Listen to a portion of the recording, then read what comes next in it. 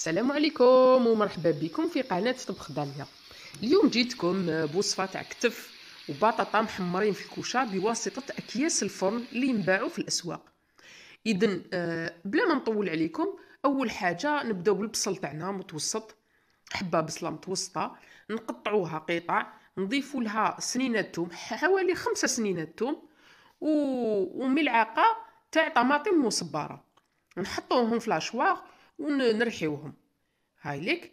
بعد ما رحيناهم نضيفوا لهم نصف ملعقه تاع كبيره تاع فلفل عكري، الملح على حسب الكميه تاعكم، ونضيفوا ايضا القزبر المرحي يعطي مذاق رائع في التحمار، ونضيفوا الفلفل الاسود. هنا تاني كاني ضفت نصف ملعقه كبيره تاع لا موتارد، حوالي 3 ملاعق كبار تاع الخل، يعطي واحد البنه رائعه في التحمر، وايضا يطري اللحم. الخل دائما يطري لكم اللحم كي تحمروه. ونضيفوا واحد 4 ملاعق تاع زيت.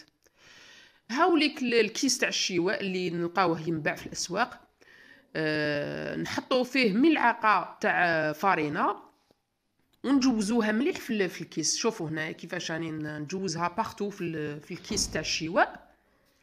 هنا نروحو نوجدو الكتف تاعنا، نحطو عليه لا ماريناد اللي وجدناها من قبل. هاي شوفوا هنا كيف ترحات مليح، ونمسحو مليح لا ماريناد فوق الكتف تاعنا، وقد ما نخلوه يبات في لا ماريناد قد ما يجيكم بنين. تقدروا ليله كامله تخلوه يتمارينا، ولا ساعه زوج كيما عندكم الوقت. كيما انا هنا ما نكذبش عليكم ما كاش عندي الوقت، قباله طيبته بصح البنه كانت رائعه. اذا هنا مور ما مارينيتو حطيته في الكيس تاع الشواء، ورحت نوجد البطاطا ديالي. شوفوا هنا البطاطا خيرت بطاطا متوسطه الحجم، قطعتها على 4 فلايك كيما راكم تشوفوا، وحطيتها في لا ماريناد اللي شاطت لي من الكتف تاعي. هاي ليك، نخلطها مليح كيما راكم تشوفوا، ونحطها في الكيس تاع الشواء.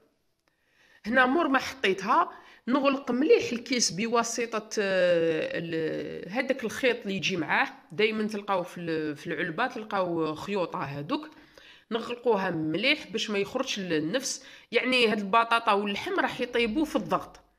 هاي ليك، نغلقو مليح ونديرو 3 ثقاب بواسطه ابره باش يتنفس الكيس باش ما يترتق لكمش، ونحطوه في الفرن على درجة حرارة 180 درجة. ما ديروش درجة حرارة عالية لأنه راح يتقطع الكيس.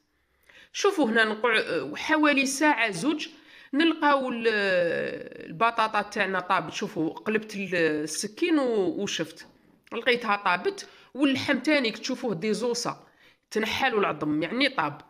هنا نحلوا الكيس تاعنا ونحطوه قباله في الصينيه اللي راح نحمروا فيها.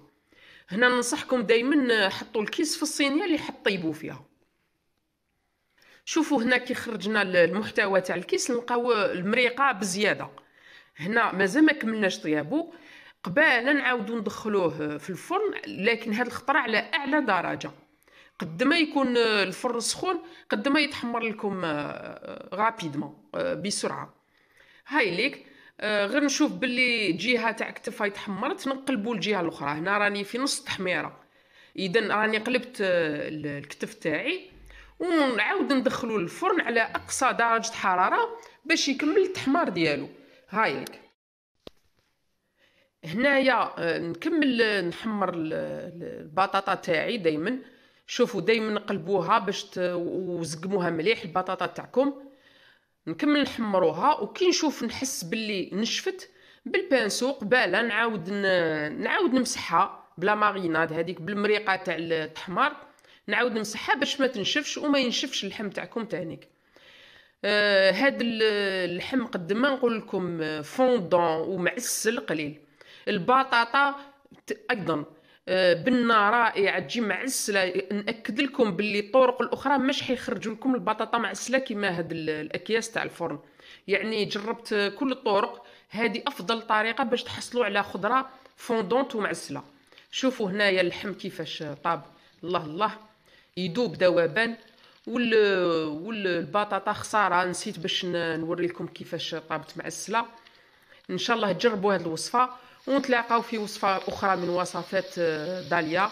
ومن هذاك الوقت تبقوا على خير وتهلاو في روحكم.